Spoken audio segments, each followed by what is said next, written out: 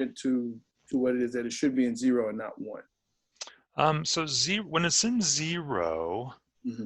it's getting powered from the USB. There should be no difference in the ability to download code when it's in 0 or 1. Okay. But you did notice a difference, huh? Yes, I did. Maybe you could show it today. Okay. And then we can, we'll have an answer for that. So you're like some code, would you get a syntax error? I don't get syntax errors, no. What it is it's almost like it will take maybe the last 2 to 4 lines of the code, and it'll just run that code. But when I put it into 0, it'll flash the whole code. So it'll run the whole. It might be this is happening. So your program starts running as soon as it's flashed. Mm-hmm. And if you program it in position 0, that code is now running, and the time it takes for you to put it into position 2, where you're powering the breadboard and the motors, Mm-hmm. will perhaps some of your code's already running while you're switching that switch. Gotcha. That sounds like, so what you could do is just keep it always in position 1. Okay. Or 2. Okay, or if you don't want the robot to roll away, we can use a if button is pressed command in the top of the program, Mm-hmm. so that it doesn't start running until A or B buttons are pressed. Right.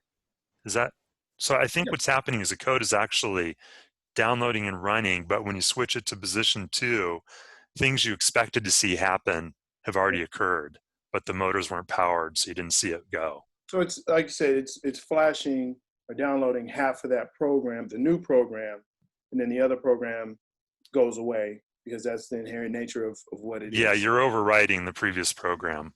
But only part of it. Well, the whole thing, and then it writes the only part that it has. That makes sense. Yep. That makes sense. So I usually keep the robot in position 2 all the time once I'm using it, unless I have some code that doesn't stop and it's rolling away. But you can also just put it up on a block or something, a little piece of wood. Mm-hmm. Yeah. And what you said happened to me yesterday. I would flash it, and then I'd put it to 2, and I thought it wasn't working, but the code had already run. So I thought it wasn't moving, but what I would do would like put it to 2 and then hit the reset button, and then it'd start moving. Yeah. And so when you hit the reset button, it's the microbit reset button you're hitting, right? Yes. Which is the one. Okay, great. Yeah, and that's the kind of thing we're going to go over today when we're in the main part of our class, is we'll be using just some basic drive routines to sort out these kinds of problems. But what you did is a great approach. Press the reset button that's underneath the microbit next to the USB port to restart the code. Or you could take that slide switch and go to position 0, then back to position 2. Yeah, all good stuff. Well, why don't we get started? So a few people are still rolling in. We're just about 50, but I think we can start because, well, we got a lot of cool stuff to talk about today. And part of my Zoom view just vaporized, so I'm just going to take a minute to reset it.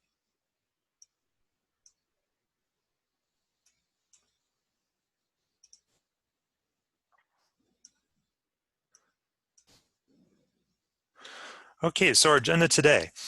First, we're going to start off, and we have Katie here from the Microbit Foundation. She's going to give us a quick look at what they're doing and some of the resources they have, because there's a whole huge ecosystem out here, and we've not even looked at it yet, unless you're discovering it on your own.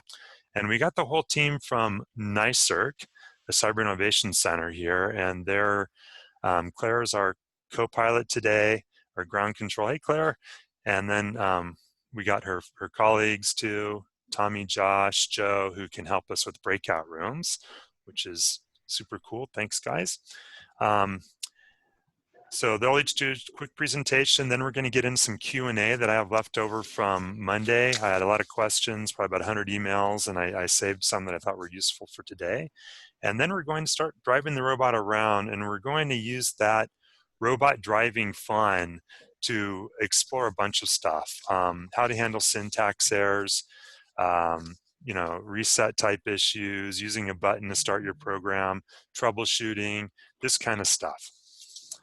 Then we'll build a circuit together. And at that point, we're going to look more at the parallax tutorials, and then we'll give you some homework. So questions, we've already answered some, but we'll wait until Katie and then Tommy present and take those questions. And we can also do breakout rooms at that time. And we'll get in programming. So have your robot handy. And I want to introduce Katie Henry Days from the Microbit Foundation. Hi, Katie. Hi, everybody. Hi, Ken. It's great to be here today. Yeah, likewise. Pleased to have you. So well, yeah, I'll just jump right in. Or whatever you want to do. Absolutely. Thanks, Ken, for a great class, and thank you to the NYSERC team for organizing this amazing professional development. My name is Katie Henry, and I am the head of partner engagement for North America at the Microbit Educational Foundation. So if you're not familiar with the Microbit Foundation, we are a not-for-profit dedicated to the mission of inspiring every child to create their best digital future. And to do that, we share a variety of resources, learning resources for students, learning resources for teachers, but we also bring together a very diverse ecosystem of hardware and software partners, and of which NYSERC is a very important partner with their Cyberbot and its cybersecurity curriculum. Very important for our students to get these hands-on experiences really from an early age. And so my background is I'm a former classroom teacher. I was a middle school STEAM teacher. I had every student in the middle school from grades 5 through 8 doing everything from 3D printing to creating big circuits on the wall. We were painting and building mosaics and starting community gardens. We really just got into everything. And here I am today to just quickly highlight a few resources from the Microbit Foundation for you. So let me share my screen. So we're going to go over to microbit.org. And this is where you can find 49 getting started projects. Now, because you all have a microbit in your kit, you might be saying, well, where can I get started with my students just to maybe even explore what's possible with this little device? Well, if you come to our projects tab and to make it code it, you can search all of our Python activities right here. And so all of these getting started activities are really well laid out by subject and topic. You can search by device feature. And what you find in each of these tutorials is a nice little step-by-step overview. So what's unique about the Make It Code It projects is that these are designed for absolute beginners to go step-by-step. So you could drop these in as student-directed activities. You can assign these for, if you have a flipped classroom, students could do these activities before they come to your classroom and begin to use some new skills that you'll unpack in class. So those Make It Code It projects are all here under the project tab. You also can find design challenges as well. We have a lot of great resources aligned to the Sustainable Development Goals. But what I really want to jump over to are these lessons. Now, these lessons here are aligned to computing standards. So you are able to search by those standards, by keywords. And what you'll see here actually is one of our most popular lessons, Computing Fundamentals. And this is really nice because you can integrate this type of content into things you're already teaching. So you can drop in some microbit modules into your curriculum. Maybe you're just looking to freshen up how you're thinking about loops, or even how you're thinking about functions. You can come here and find some really neat activities. Finally, over here on the Let's Code page, a lot of you may have used this as your portal into the Python editor on Monday. This is a simple way to get to the Python editor for your microbit. But as Ken shared the link for the Mute editor, you can use that one as well. And there are dozens of other editors for microbit, but today we're very focused on Python. So big takeaway from these resources is that they really are geared for elementary students through college. That the microbit is a very powerful tool, and the Cyberbot really raises the ceiling of what's possible. But as you're helping your students get started, don't forget about these really great getting started videos to kind of bring students together who may never have done this before. So I'll go ahead and pause there and see if anybody has any questions or needs any points of clarification. Katie will also show the BBC Microbit Python documentation today. Katie, I have a quick question here. Were we supposed to have some robot kit or something? Yeah, Ken? you should. Yeah. I don't have anything. Oh, you don't? Okay. Yeah, this is so Katie, show that Cyberbot. This is the kit you should have today. And if you don't, I'll send you one. So what probably happened is you signed up for the Zoom meeting, but not the application. So there were two links. Uh-oh. And you're not alone. There were 4 of you that did this. It's a result of our poor communication. But if you put into the chat your Okay. name, and you make sure I get it, I'll get your robot. Or just reply to my email and tell me you needed a robot. Okay. And Thank you. I don't know where you're located, but maybe we'll try to get it to you by Friday. We'll see how it goes. Lexington, South Carolina. Not likely. Yeah. All right, Katie, thank you so much. That's I just excellent. want to thank you, Ken. And I just want to jump in real quick. We got a question over here about the resources beyond getting started. And you mentioned that Python documentation. Today, when you're in the Python editor, be sure to click on the little help button. And when you do that, you'll see 4 options, including documentation. That documentation really will help you level up your students' abilities across all the features in Python. So be sure to click help in the Python editor for more information. Thank you, Ken. Yeah, remind us again today when we're using the editor. You got it. Perfect. Tommy, could you tell us about NYSERC? And I'll introduce NYSERC, and then Tommy will really introduce them, but they are the Cyber Innovation Center. They've been around for over 10 years. And what I'd like to do is thank them because they are supporting this workshop today and sending out all the robots. They basically have supported that effort. And through them, we are teaching 400 teachers this summer. Our last class is in August, and we'll have probably up to 200 teachers in that class. So thank you to NYSERC for helping us out. Tommy, can you introduce and show a couple things about NYSERC? Yeah, let me, I'll fire up my PowerPoint here. Got a little slide deck to use. Which window do I want to share? There we go. All right, so kind of a quick run through of who we are. So NYSERC is the academic branch of the Cyber Innovation Center. We're headquartered in Bossier City, Louisiana. That's where several of our colleagues are located. I'm over in Texas. I'm in the Houston area. And also not in the Bossier area, we've got Joe McAdam. He is up in Ohio. For anyone in the upper Midwest that needs some local boots on the ground when things get back to normal, we can certainly come out and help you guys with that. So the Cyber Innovation Center, we've got a large footprint in this research park located just off of Interstate 20 in Northwest Louisiana. We have academic partnerships with Bossier Parish Community College, which is actually just off to the right of that picture you see on the screen, and Louisiana Tech, which is where Mr. Josh Coriel is working on his doctorate, and where he works out of.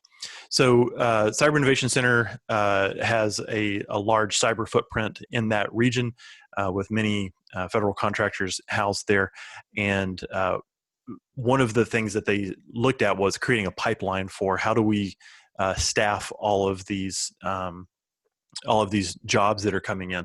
And when they kind of looked at, why don't we have more supply when it comes to new hires for this, then the natural answer was, well, we need more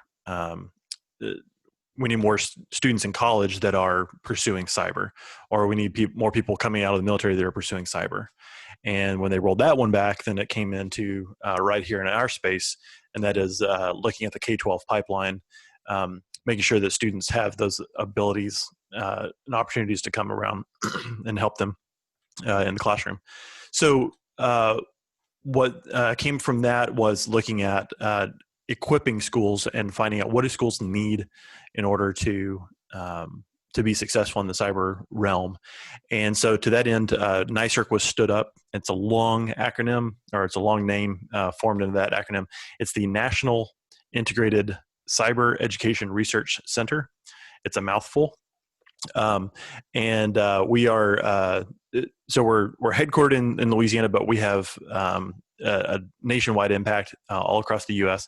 We are largely funded by the Department of Homeland Security, the Cybersecurity and Infrastructure Security Agency, CISA, is who funds our efforts. And so that everything that we create, everything that we do under that grant is 100% paid for. So no strings attached, it's all paid for. And really what a lot of teachers are really excited and interested about is the various curricula that we have to offer. So we've got content from the elementary space in the course that you see here on this graphic on the left side, the STEAM fundamentals, going all the way up into the high school courses. We've got cyber literacy, which is probably one of our more popular courses. And that's actually what uses the robotics platform that we're playing with today and this week. So the Cyberbot that we've all got our hands on, except for Lori, that robot that we have fits great into this course. The course Cyber Literacy builds around getting students used to programming, considering implications of cyber law, cyber threats. How does that shape society? And really taking just a good deep dive into knowing, I guess setting the platform for further understandings. And most recently, we've got the cybersecurity course that Joe McAdam and I just launched last week. We went forward with it. June 1 is when we went public with that course. It's aligned with the cybersecurity certification from CompTIA, the Security Plus credential. And that course does not make use of the robotics platform like this.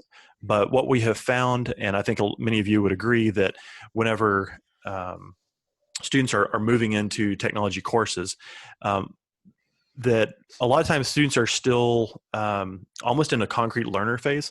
And so we need something that they can hold onto and latch onto. And that's where the Cyberbot comes in. So you've got something that you can hold and manipulate and see your code running, versus the traditional where you just kind of program on the screen and all the data flowing around. It's all kind of this untouchable, non-interactive in a way, kind of cold environment. The robotics really provides students that kind of pathway to a deeper understanding. Once they've got that understanding, then you can build them up into cyber literacy too, and so forth, diving into computer science principles or anything like that. That may build on their Python understanding. And then where do we go from there? And that's where you go into cybersecurity. Cybersecurity course doesn't require any kind of programming or deep understanding on that front. It's more understanding of networks and the Linux operating system, but we certainly have pathways there that will build you into that area. We've got other courses available here. You can see cyber society, cyber science, advanced math. We've got a crypto math course that is slated to be coming out, I think, over the next year. And just a lot of really great content on here. Best part for a lot of teachers is that it's all free. It's paid for, no strings attached. If you pay your taxes, you've paid for this stuff. So in order to get access to that and to check out the cyber literacy course that I mentioned that uses this robot that you already have, you can go to nicerc.org. That's NICERC. And we pronounce it NICERC. A lot of people say NICERC, NICRIC. We've heard them all sorts of butchered names for that. But nicerc.org. At the top of that website, if you go to Curricula Access, and then you can click on Request Access. There's a brief form. We just got to know that you're a teacher here in the U.S., and we can get you access lickety-split there. So, and we've also got a new website that's going to be launching in the near future. So if you go to nicerc.org in just a matter of weeks, it may have a different look than what you'll register for today, but all the content is there. It's always going to be free for you. So we're really excited about launching the new website coming up, and happy to support you guys. And we're always friends of Parallax, and we're really excited about seeing the Cyberbot project come together. I was bugging Ken for months, wasn't I, Ken? Before this was your idea. Well, no, I was bugging you for it, and you're like, oh, okay, we'll see. And then I was like, you got to try this. And he finally got his hands on one, Katie. He finally got his hands on a on a microbit, and he was like, "These things are cool," and here we are. Sending radio signals in an airplane.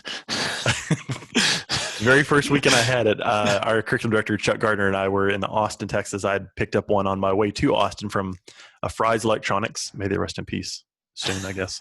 And got the microbit, and I'm in, I think I was like up at the bulkhead seat, and then Chuck was like 3 rows behind me, and it was a red-eye flight. Everybody else is passed out of sleep. I have mine, I'm programming, I'm holding it up. He's 3 rows behind me, and he's holding his up, and we're sending Bluetooth signals back and forth, totally geeking out, freaking out the flight attendants. They don't know what these blinking lights are all about, but we're totally geeking out.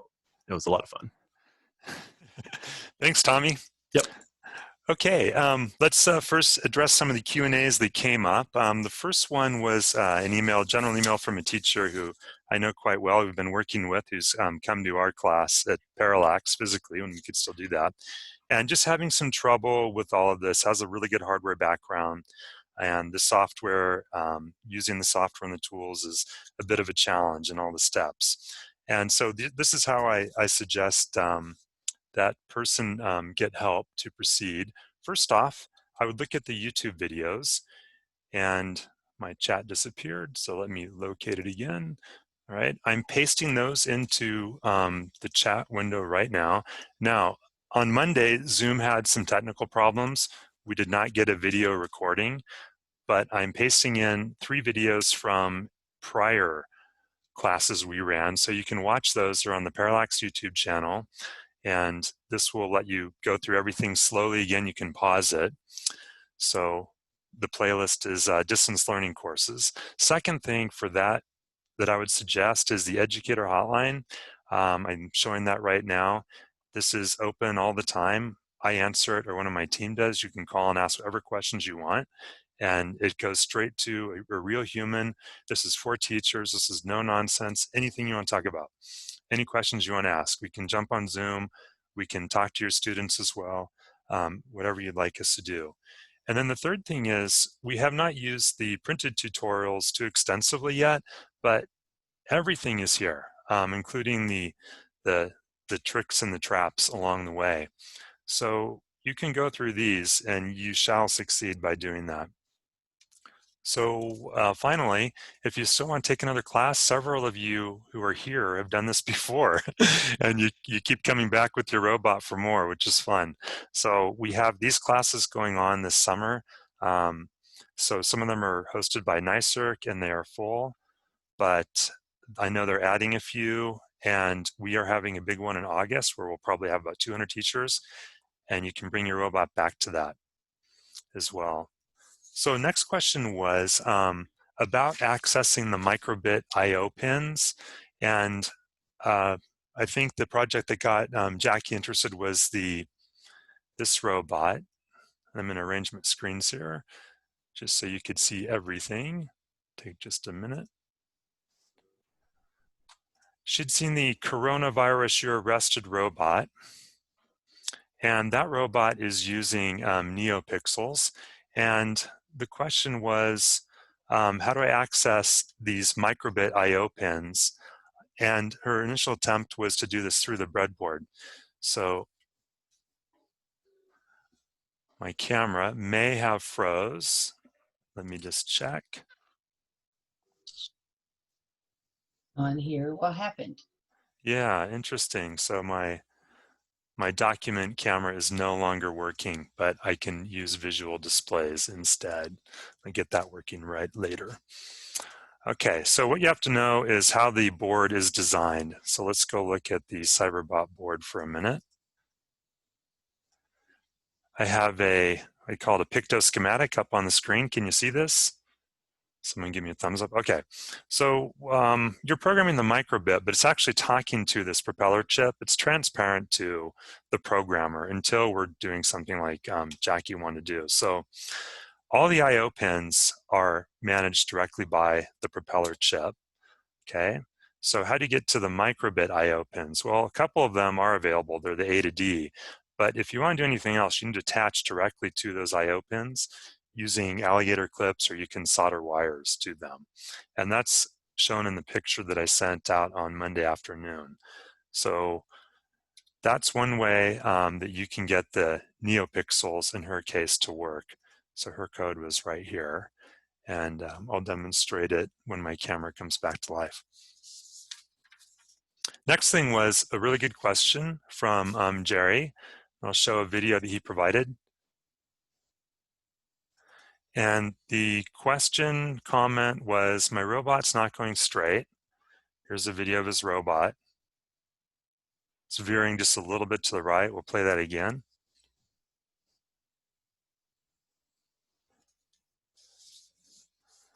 Okay, so this is typical issue, and I think it helps to understand exactly how this system works, and then you'll know how to deal with this. So I'd like to show you first a chart that is the RPM versus speeds that you're giving the motors.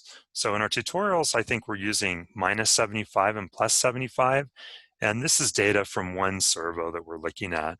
And you'll see it's not perfect because the motors vary. And at 75 and -75, there's going to be some variance between them. So you have a couple solutions here. One is just to use full speeds. That would be -100 and +100. And at that point, you are full throttle, I guess you'd say. And you should go a little bit straighter. Centering the servos doesn't make a difference once you're really using any speed control. It does if you approximately found the center, but you aren't going to center them further and then get the robot to go straight. So you could use full speed. Second thing is, let's just think about your car. Or we'll use my Subaru as an example. My Subaru has something called EyeSight, a couple cameras, and it looks at the lines on the road to steer the car when your hand is off the wheels. And then, of course, it sends you a message saying you can't do that. Put your hand back on the wheel. But that's feedback. And these servos don't have feedback. Your feedback is usually the environment and the sensors you're using. So we're not commonly running in this flat out full speed, this way we've been coding. That's just to learn how the speed commands and the time make the robot go. But once we get in sensors, this straight, are we going perfectly straight, matters so much less because we have feedback that's managed through our code from the sensors. However, if you really want to keep this robot going straight, and this is of interest to you, there is a solution that we offer. So you're using speed and time to get distance at the moment. What you're missing is feedback. We have a servo that has this extra wire coming out of it. It's this yellow wire, and that's actually a feedback line. And the Cyberbot library has support for using this motor. And that support looks like this. Right now we're looking in the reference for the cyberbot.py file. And you'll see that it has this command, drive L&R, and that is to give 1/64th wheel turn increments to the motor, up to whatever you want. So there's your distance, and then you have speed. So if you set them both with a speed of 50, the Cyberbot library will monitor that feedback line and make both wheels go exactly the same speed.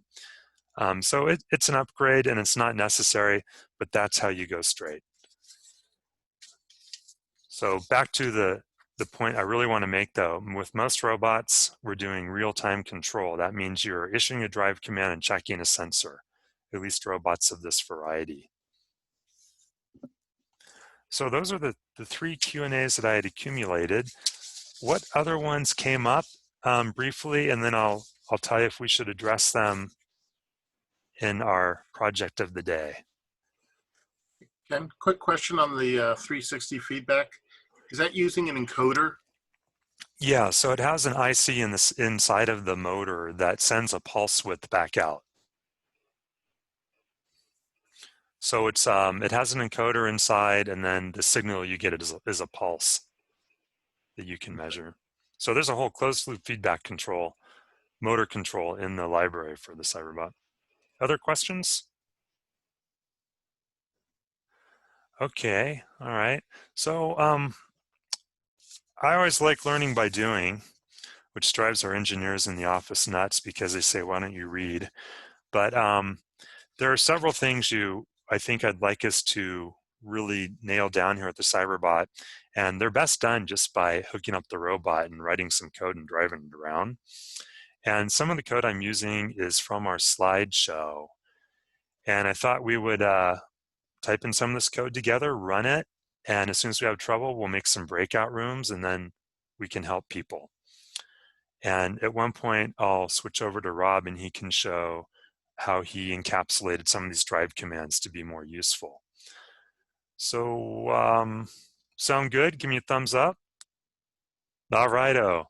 Okay, so for real problems, we'll have breakout rooms. So what you can do is start up the Python editor.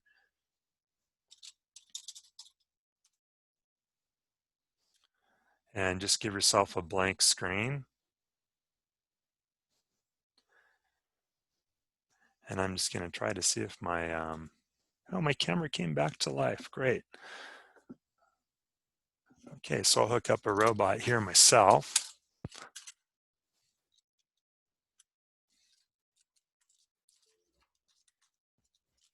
I had a Windows update that occurred right before our meeting today. Almost brought me down.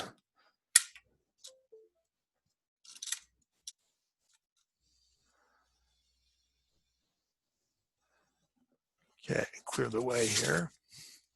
So the drive routines you've seen in our tutorials are very basic, and I'd like to show you just a little better way to make use of them, to leverage them, because students will consume all the memory very quickly with their Cyberbot by writing pretty clunky code. So we're going to start out writing some clunky code and then make it just a little bit nicer. So first thing I'm going to do is I'm going to make sure again that my Cyberbot has the module on it. So I'm just going to go into load save, and on mine it seems to have disappeared. So I'm going to add it back.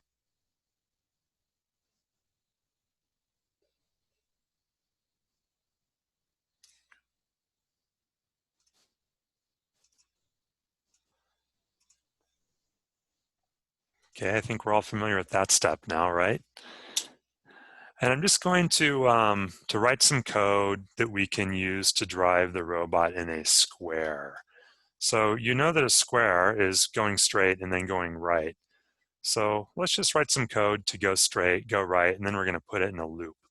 Or you could go left, couldn't you, Ken? Yeah, we could go left. Whatever you guys want to do.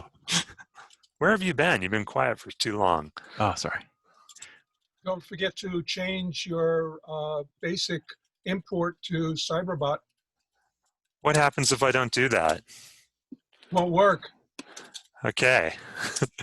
Whatever, if you forget to do that, that's a good point, Charles. So if you forget to put in the, change that Cyberbot import statement, then whenever you use any of the Cyberbot commands like bot, and your pins, then it will throw an error on that line. So it'll say something like, the very first line where you make use of bot, then you'll see that there's going to be an error on that line 5, and that should be a clue that did I change that Cyberbot import line. The other thing is whenever you go to load this also is to make sure that you do have that Cyberbot library include or imported onto the microbit. Make sure the microbit has that file from the other day, because if you don't have it loaded up on this, then it won't know where to find that Cyberbot file. So that's a crucial step to do just about every time you're running this the first day. It's just good practice to do, first day, first code that you're running of the day, just to check that. I'll zoom in a little more so you can see this code, but I'll lose the button labels, but I assume that's okay for now because we're getting familiar with this.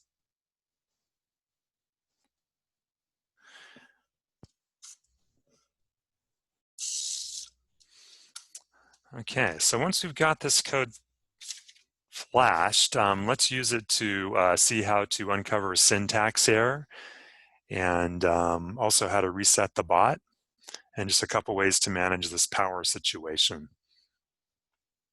I'll give you guys just a minute here for those who want to copy it out of the chat. I'll put it in there.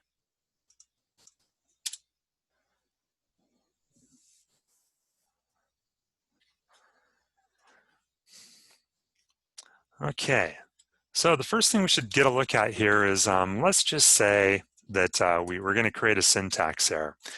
And instead of Cyberbot, I type in cyberslop, which is my typical coding style. And then I go to flash it. And on the microbit now, I'm seeing this error. Okay, so one of the problems people have here is, first off, resolving syntax errors, but also knowing they're getting one. So the microbit will usually tell you what the error is and the line of code it's on. However, it's really frustrating to watch this thing scroll through everything. So what you can do is open serial. This is another way to get your syntax errors.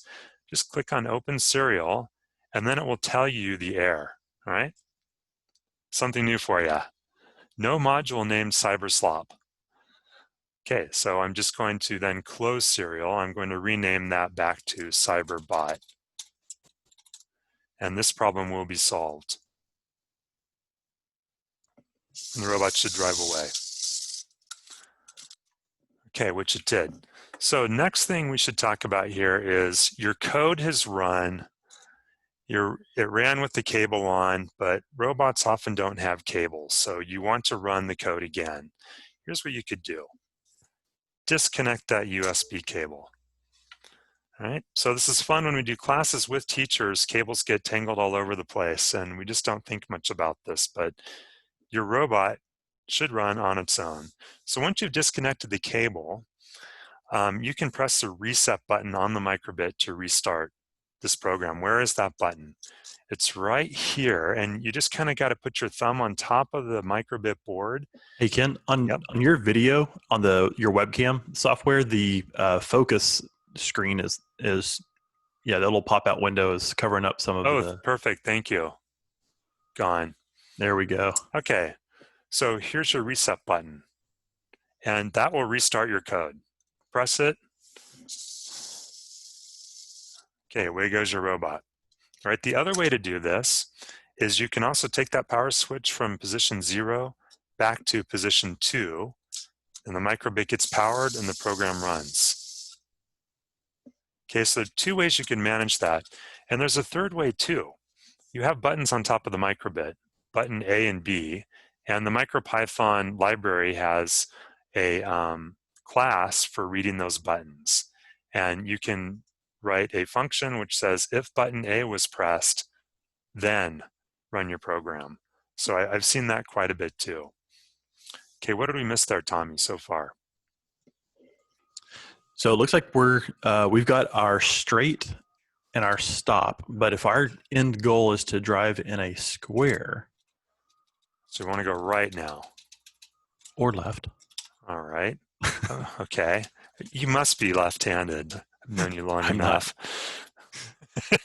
All right, so if we go left, what do we want to do with that left motor? Do you want to stop it, or do you want to reverse it and turn 0 turn radius? That kind of brings up that's a good point. With on your screen or on your webcam, Ken, can you show us the different ways that the robot can turn? Yep, sure. So you've got, and you can just do it manually. Yeah, okay. So you can either pivot in place, like a good soldier, just you're not moving in any direction, you're just turning around, or one wheel could hold stopped while the other wheel turns, and you're going to kind of pivot around that wheel. Or if you really want to get fancy, there's another one you can do that most folks don't do, but that is to stop the other wheel and reverse the other. So it's kind of like a drop step. It'll kind of turn, but you'll end up with it facing, you could do a left turn by turning it that way. So there are different ways you can turn. It's up to you as the programmer to decide which you want to do. The way that I usually do it, Ken, I usually have both wheels turn so that I pivot in place. So then we'll make the left one go to minus 75. So they're both going in the same direction. That's going to make them both turn. Well, now wait a minute. That seems confusing. If they're both going negative 75, how is that going to make me turn? Well, they're both actually turning now the same direction. One motor's upside down on the robot, or switch 180 degrees, right? So they're both turning the same direction. So if this one is going counterclockwise, okay, that way, the robot's going forward on the left.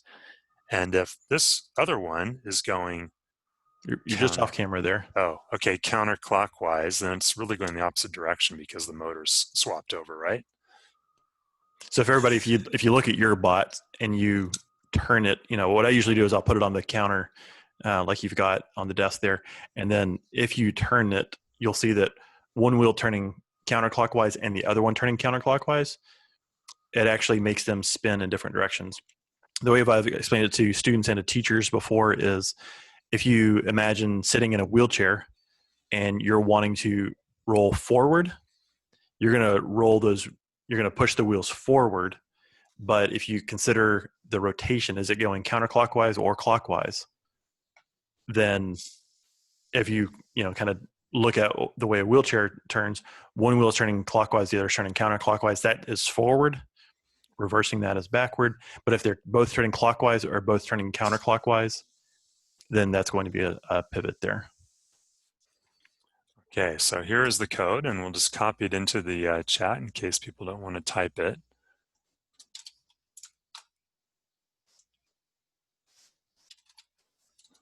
So there it is, and we'll run it if you want to watch it. So the robot should go straight for 2 seconds and then do a left turn for 2 seconds.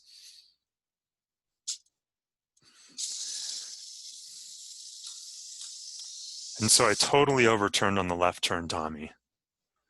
So maybe it must be like, let's just use like 800 milliseconds, okay? So yeah, so like less than a second. And then we'll put that in, and then we'll make this code just a little bit better.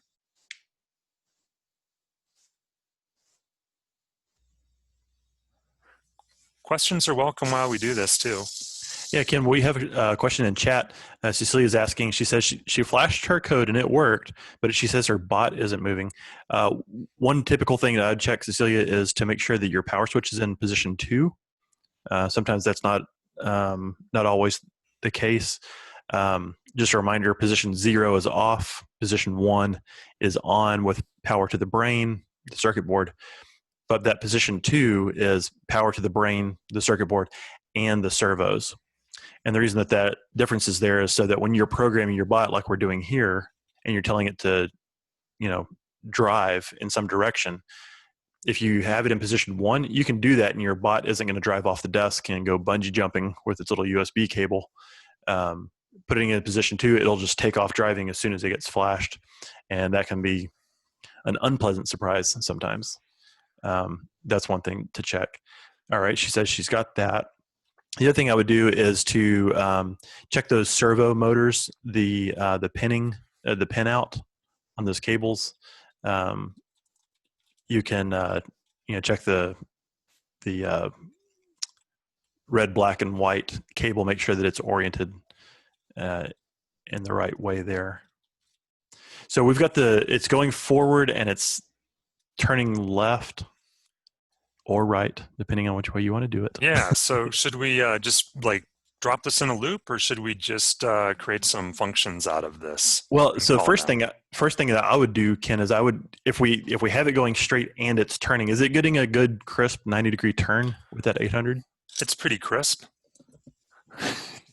Well, as long as it's a close enough to a 90-degree. Okay, maybe a little bit too far.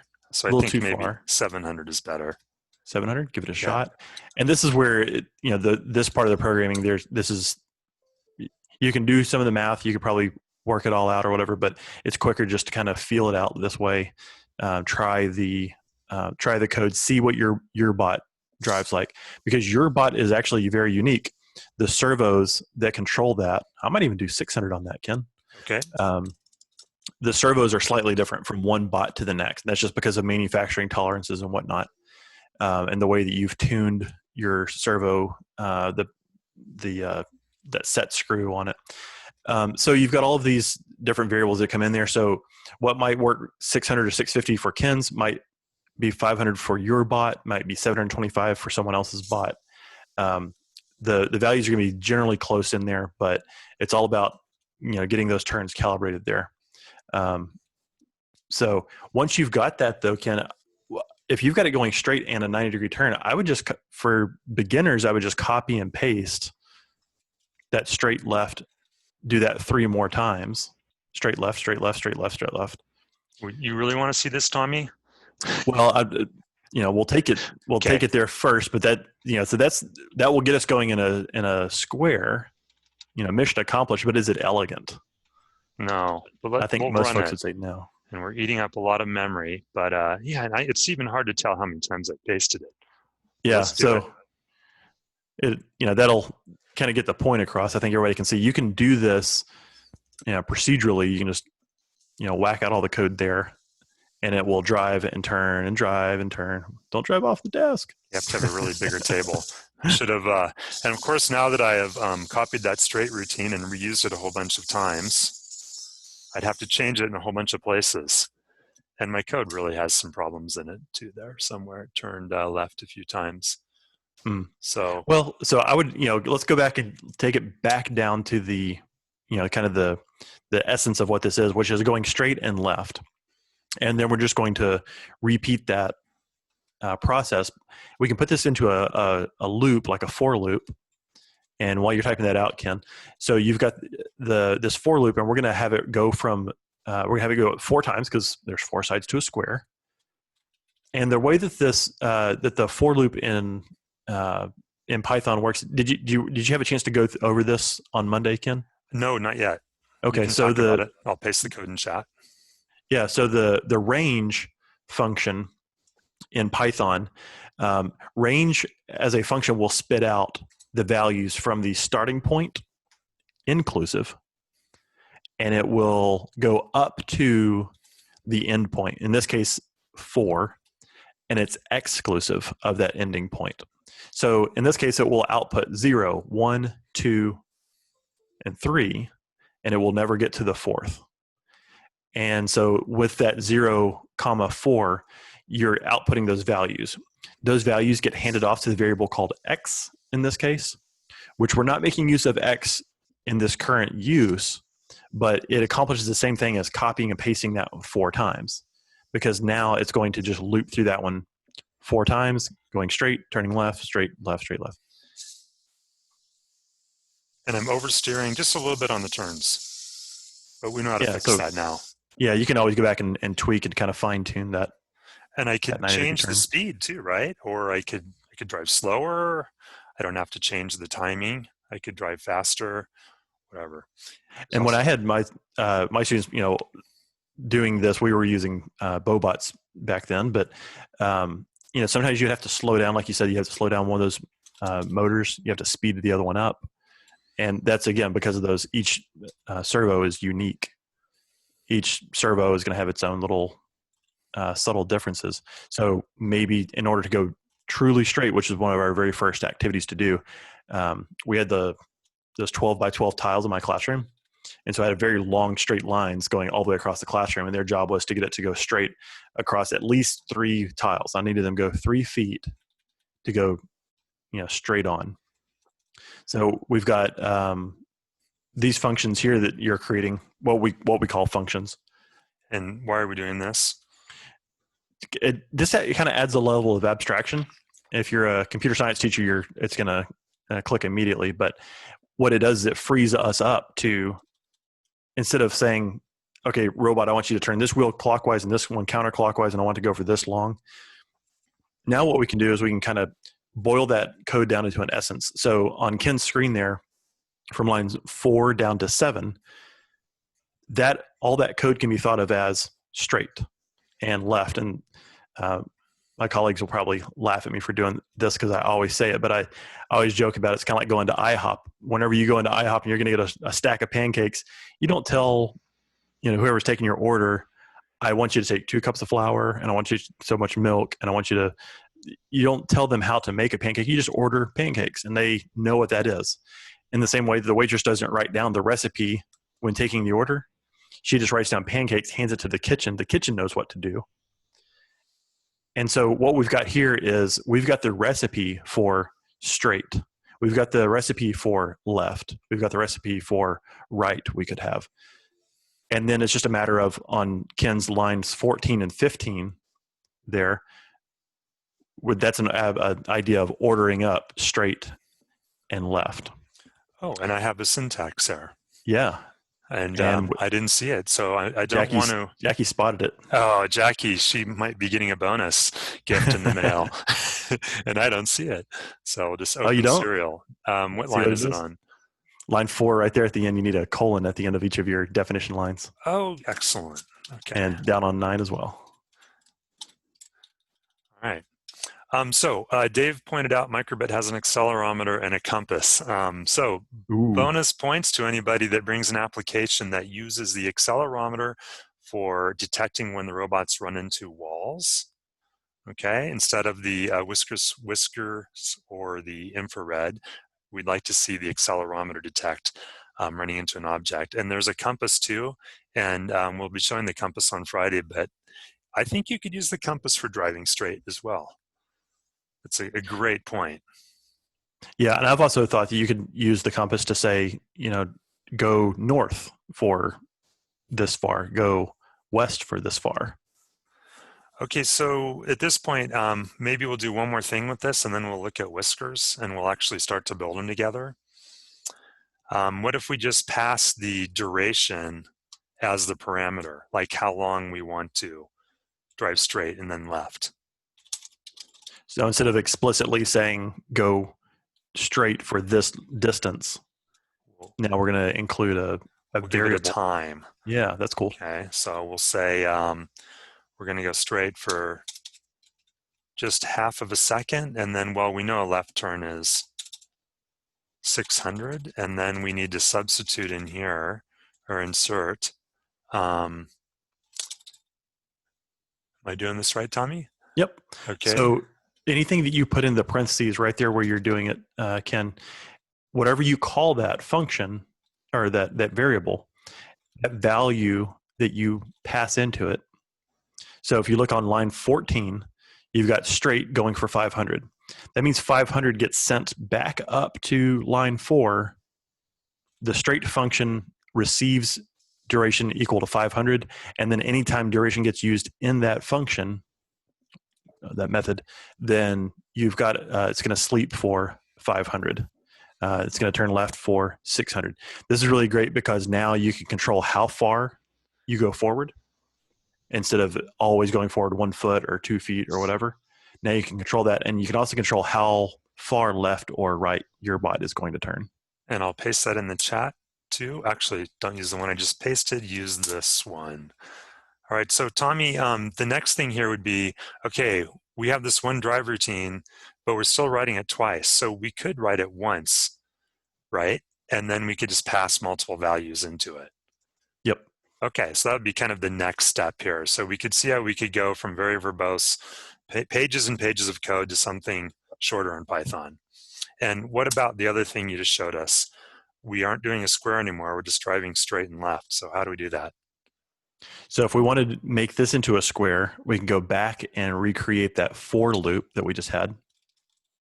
Again, that syntax is for x or whatever variable name you want to give it in, and then you give it the range function, which is going to fire off the values inclusive of the first value, exclusive of the ending value. Put that colon on there, and then make sure that you indent whatever is underneath that in that for loop. Okay, whatever's indented will happen 4 times. Go ahead and indent that one, Ken, and then I want to show one change that we can do on here. Okay, so here's a pro tip on indenting. You don't have to do this for every line. Since you do have to indent carefully in Python, you can select blocks and then just hit tab. So here I've selected straight and left. I press tab, they both go in together. That's super handy. I love the first time I found that feature. And we'll download it. Time saver. And you could show us what you'd like to show us.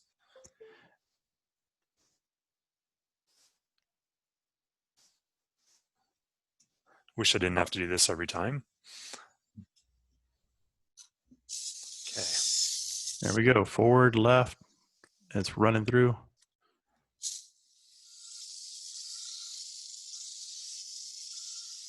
Still overstirring a bit, but we know how to fix that. Yeah, now we can just fix it in one place which is really handy. If we just, pasted all that code on here, that would have been a real pain to have to go through and change on each one of those lines. And if you've got a really long, complex program, that could be a real pain to to go through and update that. But you can do it here just by changing it on one line, that line 16. Jackie asked, good question. I don't know the answer to it. Do functions need to appear before the code that call them? I don't think they have to on Python. Someone might want to try that and let us know in chat while we're doing this live. I don't think that they do. I think it gets pre-processed in Python. Okay, we'll try it really quick. Oh, we're going to do it live. Yeah, and we'll just see.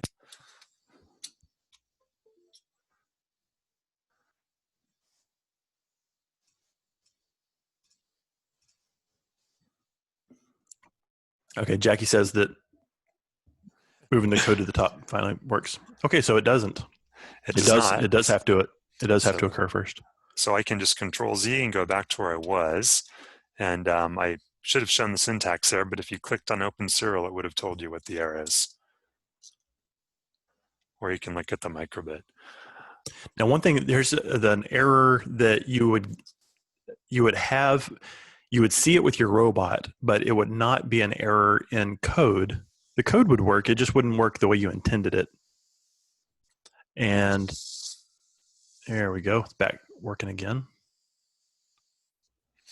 So it's also a great time to point out when things don't work, go backwards to what did work and then save it. I've not done that here. Also, we have not used this LED, but you're going to see that you do want to use it in robotics to show you what's going on. So you could put in here the syntax is, let me think here, display dot image, and then is it arrow north or something, or? Display dot show. Display dot show. Parenthesis, capital I image dot arrow, all caps. Put arrow in all caps. Underscore, and then S. Yeah, S, there you not go. N, because you want because the board's mounted opposite of your direction. Oh, perfect. Okay, and something's not right with that syntax. Your show is capitalized. That needs to be lowercase there. And let's just get a look at that before you leave. You think that'll work? Find out.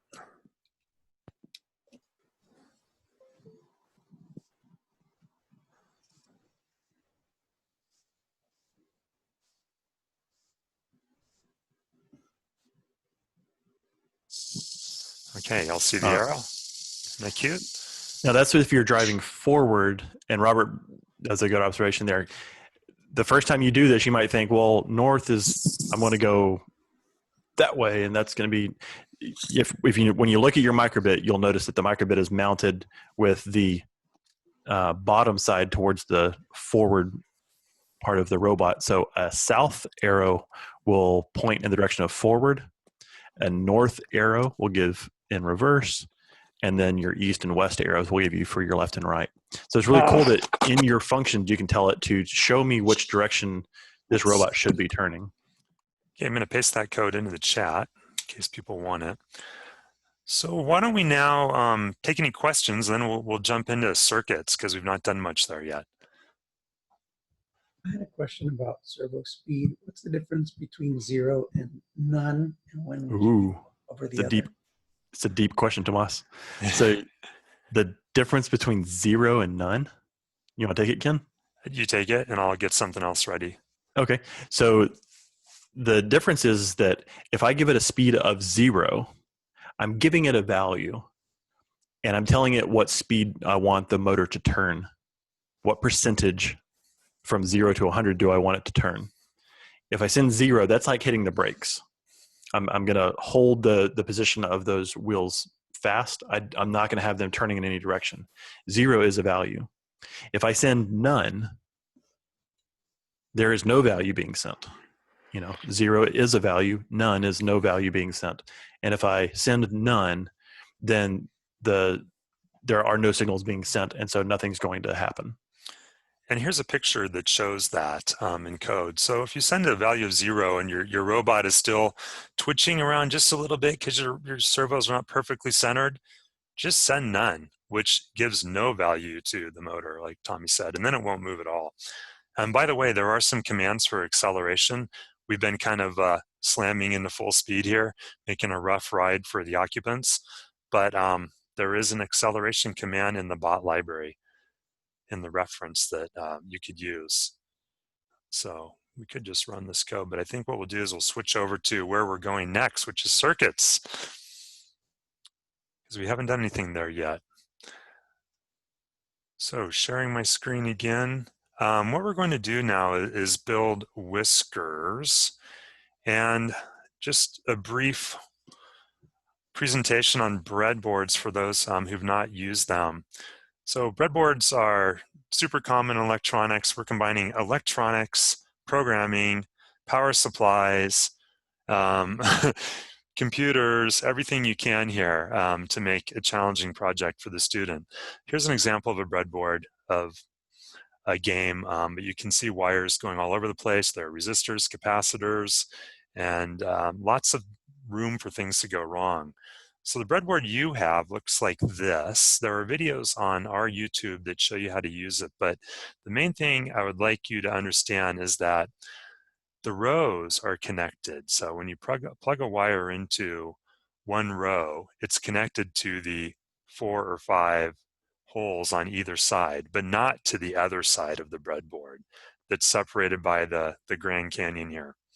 Okay, so if you want to run a wire to the other side of the breadboard, you have to jumper it over.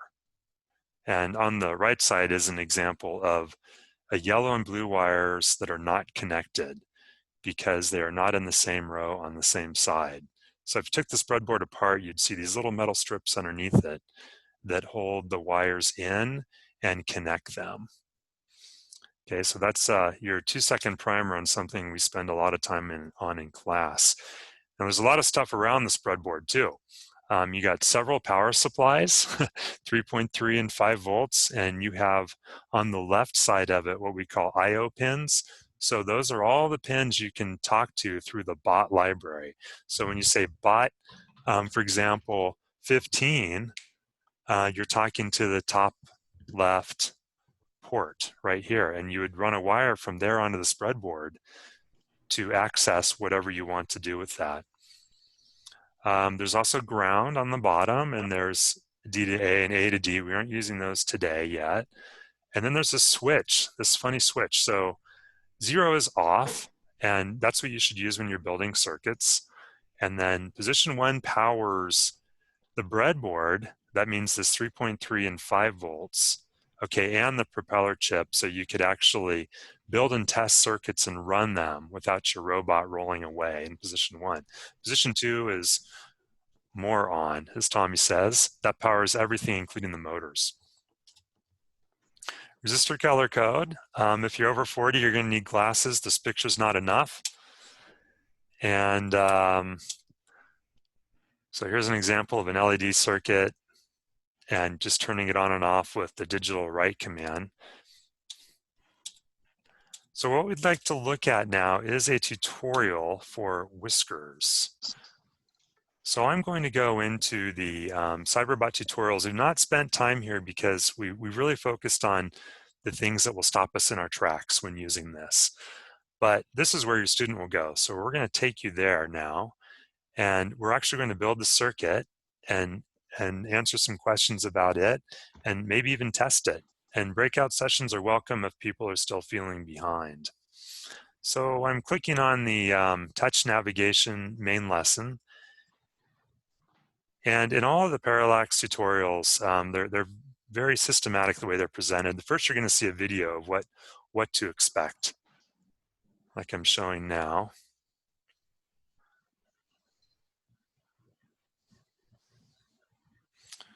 Okay, so it's a physical touch sensor. And as you go into this tutorial, this is all done with subsystems. So first we have you build it. Okay, so we provide all the physical information you need about it, plus the parts identification, and then we'll test it.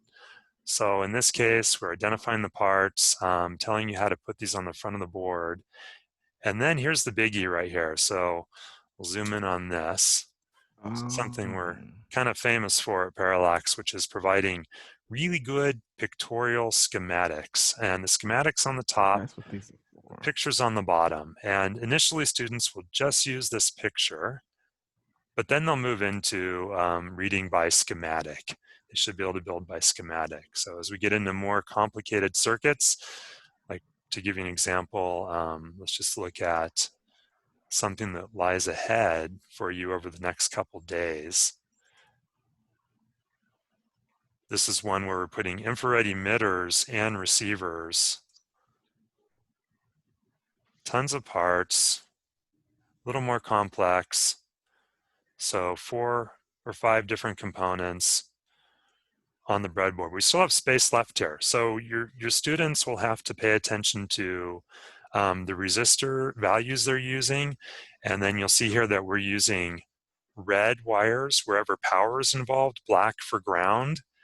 And then we like to use blue for signal. So let's look at this for the whiskers. And then we're going to get out those parts and we're going to build it.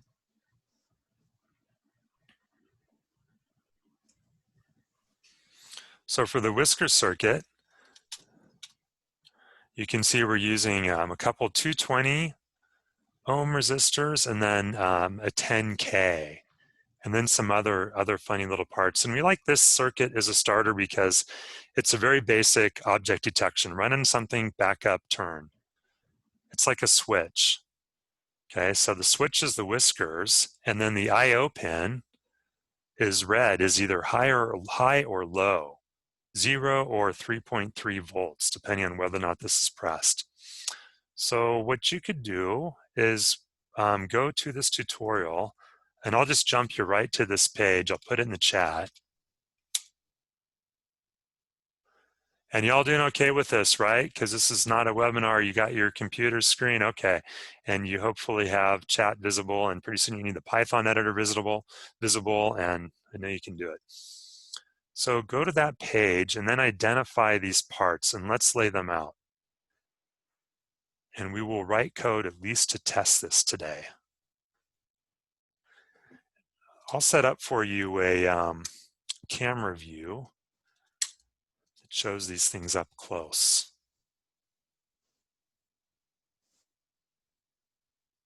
Tommy, if there's anything we need to cover while we're getting this together.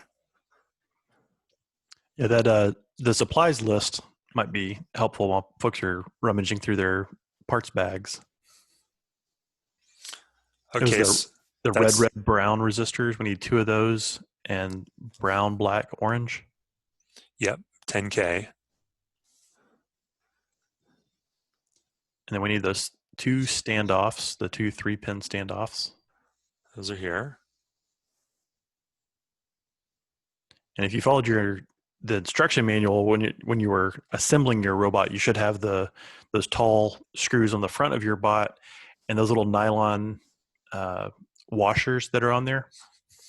But one of the tricks is on those whiskers is to really take a look at Ken's orientation of those whiskers. The 90-degree bend goes toward the robot. The 45-degree bend on the whisker goes out away from the bot. And it's also kind of hard to see from this angle, but on the front of your robot, one of those whiskers goes above the nylon washer on one post, and then the other goes below the nylon washer on the other post. So you kind of get the whiskers from the side are actually not even.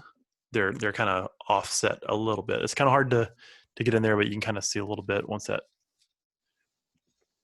How's that? Go. Yeah, that's good. So on the left, you can see that the one whisker is on top of the nylon washer, and on the right post on the screen is below the nylon washer. So mechanically, it might seem a little complex the first time you build it. The graphics and whatnot are all on the PDF there on the website. It does not. Carl's asking in chat, does it matter which way the whiskers are offset? It does not. Fielder's choice on this one. They just need to be one or the other so that they're not interfering or touching each other. They can touch each other. Oh, yeah, that's right. Yeah, you just don't want them bumping into each other. When electrically, it's okay if they touch each other, but if one bumps into the other one, it might force the other one back into those 3 pins. Also, a question from Carl. Although he's doing fine now, could you post the videos for today and Monday that I missed? So Monday, Zoom blew up, and when I called tech support, they said all of our agents are unavailable today.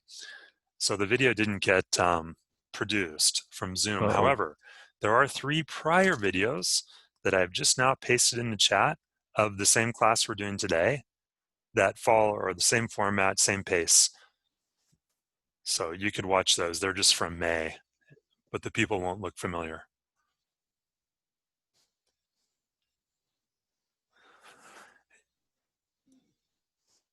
And these little metal 3-pin headers, as we call them, these little posts, are often a question people have. What are they? What do they look like? I'm just going to pull one out of the breadboard, and I'm going to lay it sideways so you could see what that looks like.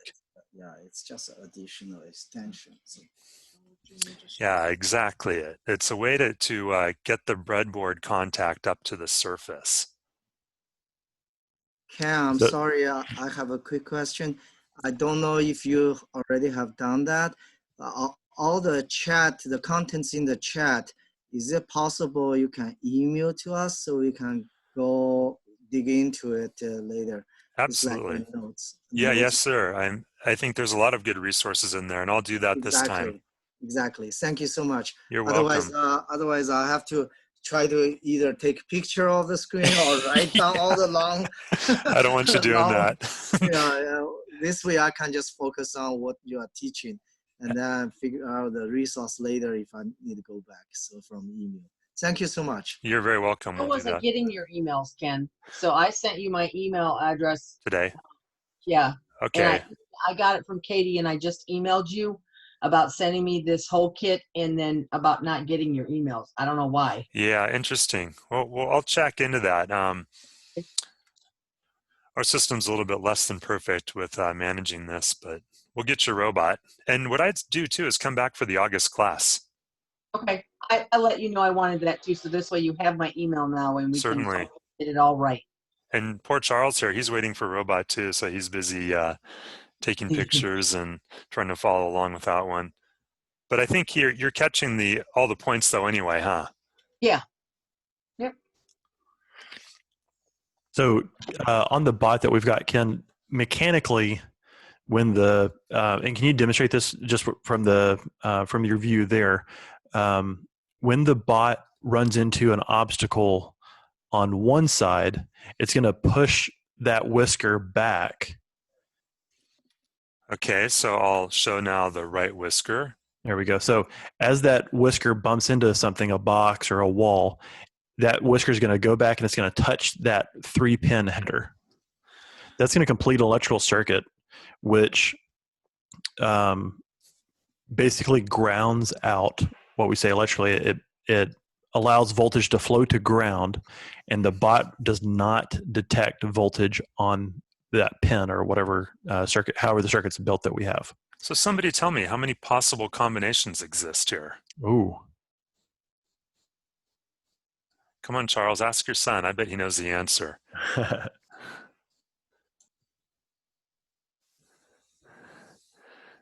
They're discussing it. 2 to the second. Survey says. So you could have left, right, or both. Yeah, that's right. Now, let's just think about this circuit in relation to the code we were writing earlier today. So the code earlier today had us driving straight for a second. And during that period, we weren't doing anything, just driving straight. So now our code's going to move more into a motor speed, check servo, drive motors, check whiskers, check whiskers, check whiskers. And if something happens, change, like go backwards and turn and then drive away. So the forward loop is going to have a lot to do with timing. And once you start to understand timing with a microcontroller, things make a lot of sense. Like why you can't read a sensor at the right time, or how come you read the sensor and you're still running into the wall. And you'll see that the forward loop in this program, or the while true, is checking these sensors all the time. So are y'all building this okay? Hey, Ken, I got a quick question. I've noticed that the breadboard in relation to where it says P0 through P15, it's not perfectly lined up. So how do we know exactly what to put there? Yeah, so common question, and that's okay. So the thought, I think what you're also asking is, are these somehow connected, P0 and this hole on the breadboard, right? And it's not. So this black header is not connected anywhere to the breadboard. So you'll have to jumper or run the resistor from the pin to the breadboard. So the breadboard's 17 rows and our header is 16. So it's kind of centered. Okay, got it. Does that answer the question? Yeah, it does. Thank you. Welcome. And Kim, while you've got that view on the camera there, can you give us a top-down view of the breadboard? A little bit more looking straight down on it. There we go. I wanted to make sure that we all understand how the circuit is operating. And there we go. Perfect. So you've got the red, brown resistors. Those are plugged into P7 and P9. Those pins go back to your microbit. Those are the pins that are reading the voltage on the other side of the breadboard. You know, the rows that we've got the 3-pin headers into. The brown, black, orange go up to the 5 volts up at the top. So those plug into 5 volts. That means that right now, if the bot was to look, consider or measure the voltage that's on either of those pins, it's going to see 5 volts. Which is a logic 1. And I found a mistake here. I should be using 3.3 volts. Are you sending too high of it? Well, I think the example program uses 3.3 volts. Oh, okay. Yeah, but the chip is 5 volts. Thank goodness the propeller is happy. Yeah. If this was going directly to the microbit, we would be letting out the magic smoke. Now I'm wondering if anyone's paid attention in prior classes because no one pointed this out before. Hey, Ken, your circuit's different than the one in the tutorial. But it's okay either way in this case. So you have the voltage that's flowing when you're not running into something. Okay, and so then you press that whisker. So now you've got that 5 volts. It's flowing through that resistor down to the 3-pin header. And one of the things about voltage with electricity is it's always trying to find ground. You may have heard that before. Electricity is always seeking out the ground. It's looking for the least amount of resistance to get to ground. When the whisker is touching that, it's giving a path from that 5 volts to go straight through. It goes through the resistor, through the 3-pin header, through that whisker, down to that post on the corner. That post is actually electrically connected to the ground of the robot. So the electrons find less resistance to ground themselves that way here. Mm-hmm. Okay, and in which case the logic on the I/O pin will now be 0. Because there's no voltage going through that resistor on P7. This fat resistor is blocking the way. So they're all kind of going that way. And then the reason we have to have the resistors up above is that we need some way to slow the current going from 5 volts. If that was just a straight wire with no resistance, it would actually pull all power from the battery pack. It would basically reset our bot. That would not be good. So the circuit that we've got here, 5 volts when nothing is touched, 0 volts when something is touched, is what the pin 7 and pin 9 are going to see whenever it takes a measurement of the voltage there. And the next page of the tutorial explains this beautifully too. And I keep saying 5 volts, but 3.3 volts. Yeah.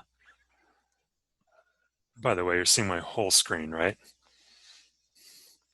There we go. Okay. So yeah, here's the explanation in the tutorial. And the switch lingo, which we didn't really use, normally open or momentary or single pole, single throw.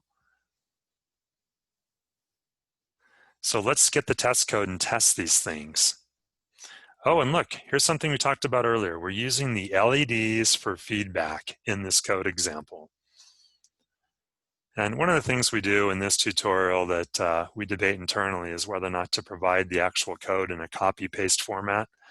So we give a minimal code example and then leave it up to the student to do the challenges that are featured below, and we have assessment material for this that I will show you. It's very well documented. And that's what you need your learn.parallax.com educator account for. So we're just going to copy this test code into the Python editor and give it a try.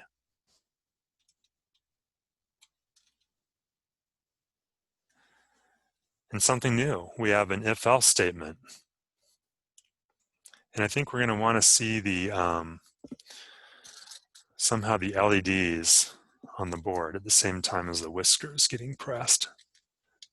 Does that view look okay? Yeah, I think so. All right. It's like we need multiple cameras like a cooking show. Yeah.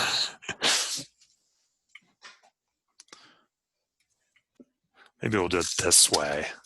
That's a little bit better. And we'll see if autofocus can do its job. Okay. That's what a document camp's supposed to do when you get ripped off on eBay at the beginning of the coronavirus. Okay, so we'll flash that in.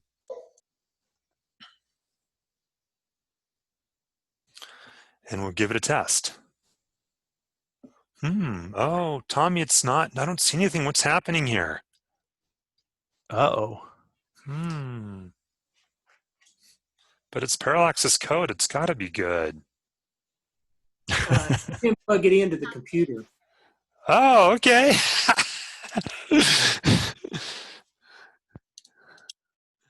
Yeah, there's another Cyberbot laying around that's showing some example, but it's okay. And sometimes it just takes another set of eyes.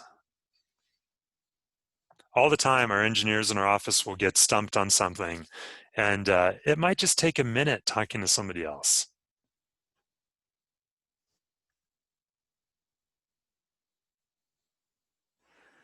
Okay. Do we like that? Left side, we see a left LED. Right side, right LED. Both?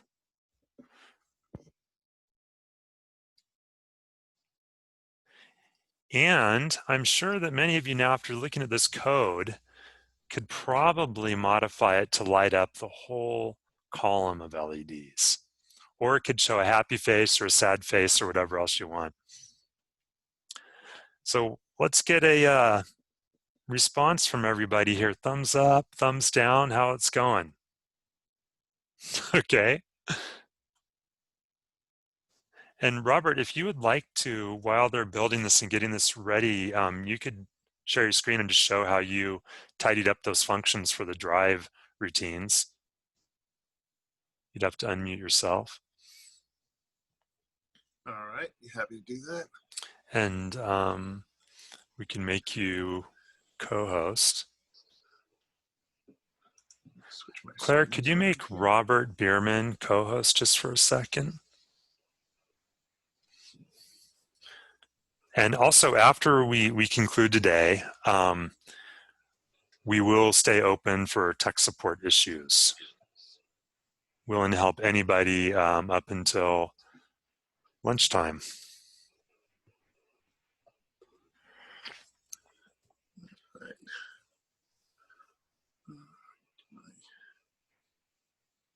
So are we succeeding with the whiskers out there? Maybe hit that thumbs up or thumbs down button so we have an idea, or just do a real human version of it. Yeah, I don't have a thumbs up or thumbs down button on mine. It's under reactions on the bottom.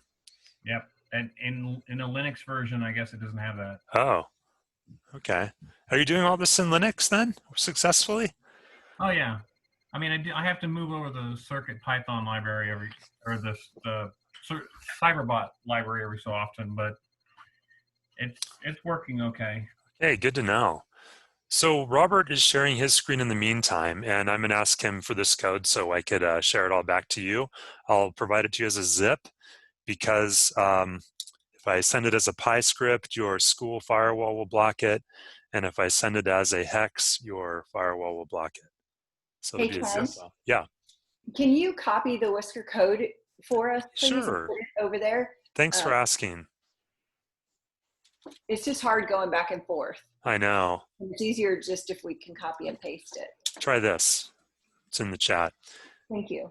Yeah, and it's also on that tutorial page. Okay, so Robert, what are you sharing here?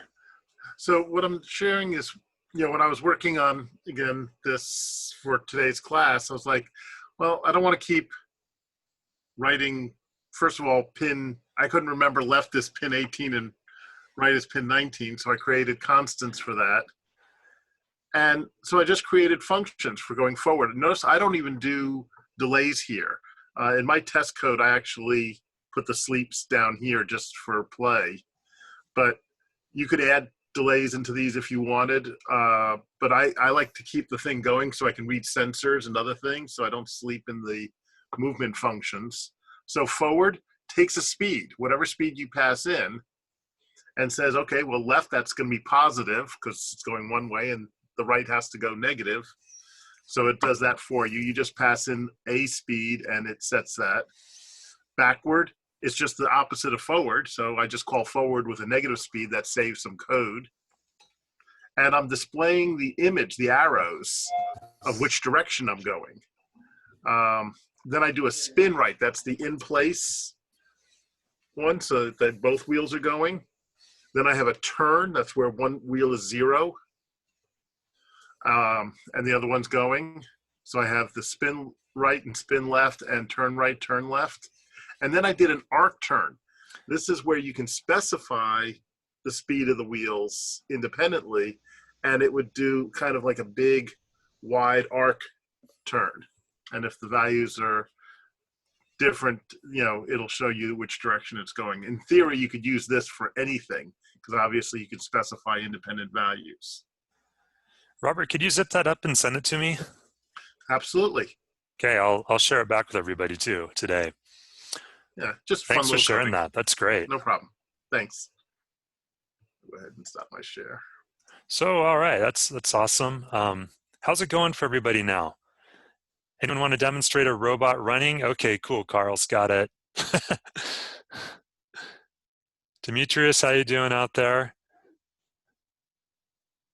Unmute yourself. Doing a couple checks on people. Okay, so I'm still building. So these resistor color codes, I can barely see it. Well, and that's my, from my olden days, I can. I'm just not seeing as well as I used to. We used to have, and we probably need to start distributing a little magnifier card, size of a business card, in our kits. Yeah, I'm just using my meter. Yeah, or use a meter. Right. What I tell my students is to separate out each of the individual ranges and then put a little sticker on it so that the plastic bag has 1K or 220 or whatever, so they can remove it. And I tell them, make sure you put it right back in the same bag. Yeah, so parts management, if any of you want to talk about that, I have a lot of teachers that manage parts very strictly. And I think this is to their benefit. They even tear the robots down at the end of the semester. But they have all parts coming back up to the front of the class. They're keeping them in these plastic Plano boxes from Walmart, sorted out by value. And that way you could actually just replace resistors with the $10 purchase on Amazon, the values you really need. And you don't have to buy the $10 bag from Parallax to replenish the robot every couple of years. But you'll get some new skills at managing these pieces if you don't already do this. And it makes it easier to keep track of stuff. Yeah, Right. Good. Yep. So here's a question that has nothing to do with this specific course, but has everything to do with online in general. Many of us will be going back to an online environment, and my concern is if the student does not own their individual piece, then how do we make sure to clean them when they come back? How to sanitize the robot? And the components. I mean, we're talking about itty bitty teeny weeny pieces. What are we going to do? Dump everything in acetone? And I meant that as a joke. Yeah. But in alcohol and let it dry, and then we can redistribute it. I mean, Okay. this is not insignificant. We have been asked that question, and we did some research, and I'll share the answer because I don't have it in front of me. But if anybody else has an idea. Yeah, the UVC and a quarantine time will. My organization run robotics winter, summer camp after school. But this year, because of COVID-19, we completely shut down the brick and mortar. It took us like 2-3 months. Right now, we completely revamped our process. We solved this problem by selling the kits to children, to the families. They have to own it. We don't want to recycle it back because all these electronics or Lego piece, whatever, has so many holes and different raised or caved surfaces. It's just really hard to wipe them and clean unless you bring everything outside, put under the sun. You have to flip them, rotate them. Yeah, it's just too much work. And for everybody's safety, what we do is we make a complete set of kits. Let every child own their own kits. That's what it. That's what I did as well, Charles, for my summer class. That's halfway through. Everyone was given the option of purchasing one of several Arduino kits because we were using Arduino at the time. And, yeah, we are I using gave them a Arduino list of too. required parts that we'll be using, and that's how they had to start the class. Yeah, we use Arduino and we strictly give them link. Just go on Amazon or whatever, they buy the thing, right? Buy the kit like that, you know. Because right. I don't manufacture those kits. Yeah. Well, you could. It's open source. Sorry, Ken. Sorry, we That's are okay. hijacking your class. No, this is very important. You guys talk about. I want you to know about everything. And if anybody wants to know, we can drop ship a school purchase order to students as well. So here's the final running robot with that code. So I just went to the next tutorial page and I grabbed it and loaded it. All right, so there's your first physical detection. The next place you would go would be something like this. This is the infrared, and this one's actually set up to follow. Okay, so I have obviously around here like 30 robots, so they're all programmed a little bit differently.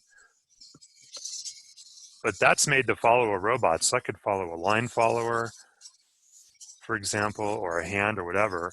The opposite of that would be this. Okay, this is the infrared emitter receiver circuit. It's a wireless form of detection that works up to a foot. And this will be part of your homework. But that's not good if your baseboards are black or if the object you want to see is beyond a foot. So then you can use an ultrasonic sensor. This is not in your kit. This one's actually set up to drive over the snow. And I put some, all I did is I hot glued some 440 screws onto the wheels. All right, and I wanted to test this on ice and it worked really well. But this sensor will work up to 10 feet and give you a centimeter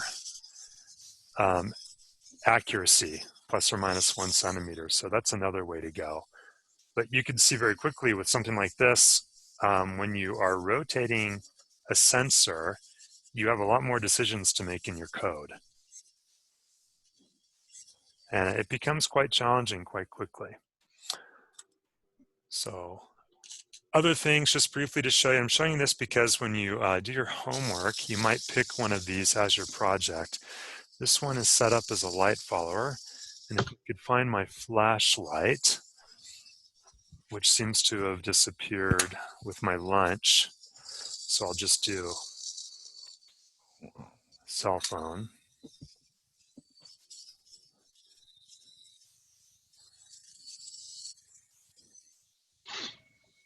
Okay, so there's that. And then back to the infrared, here's something else that's kind of unique. This is one of the projects.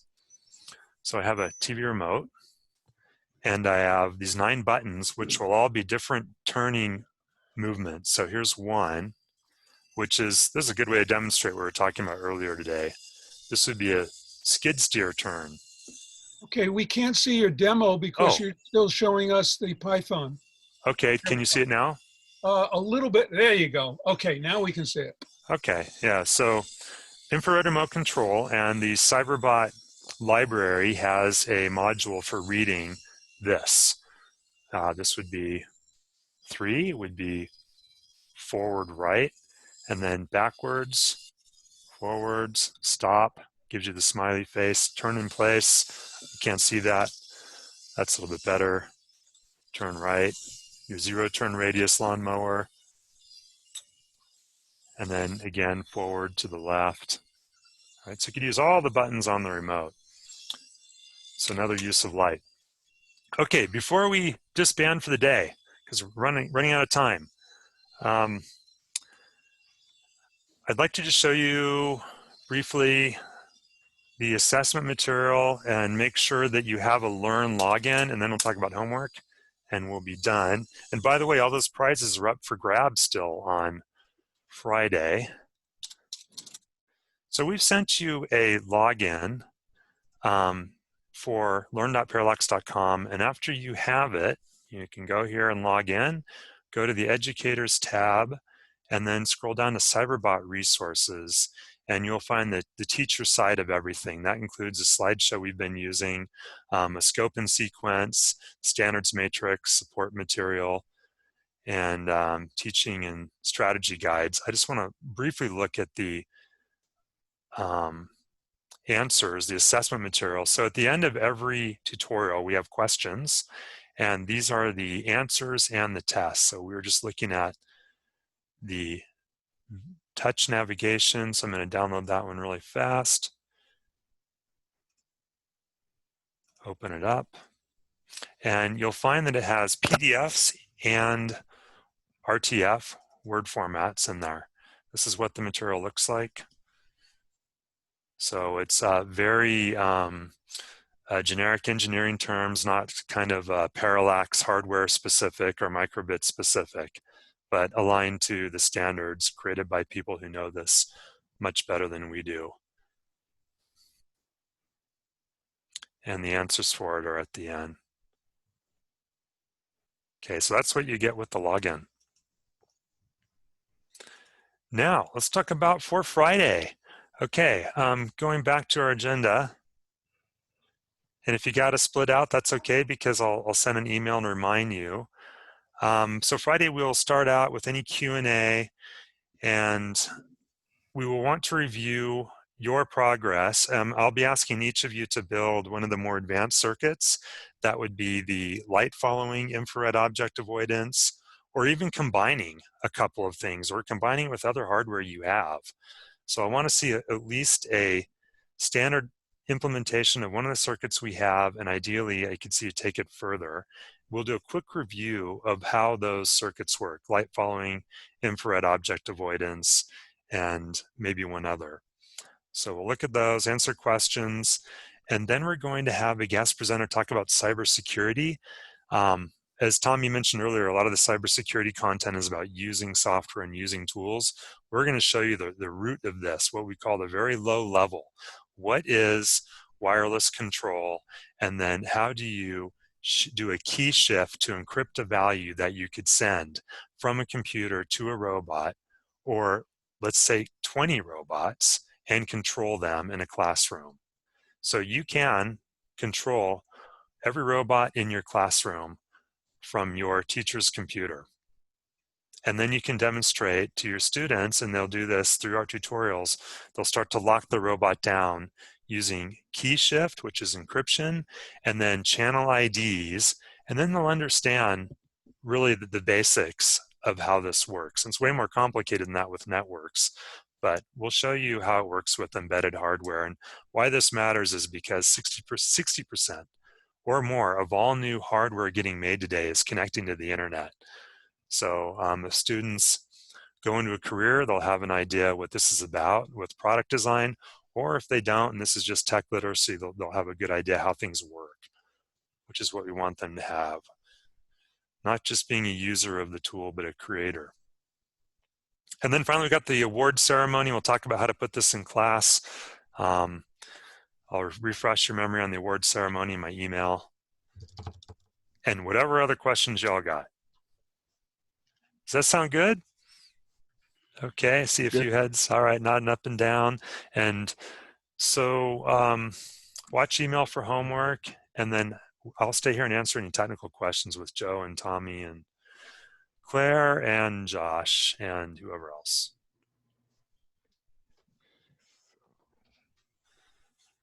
So you all are up on this, or are we having any particular problems, questions? Unmute your microphone if you've got some.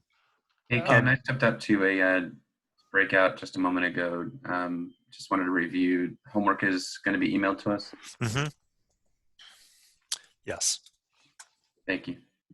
And Ken, we have a question in the chat. Carl's asking about the generic ultrasonic sensors like the ping sensor. So Parallax has the ping sensor that is an ultrasonic distance measurement that has code built into the Cyberbot library already.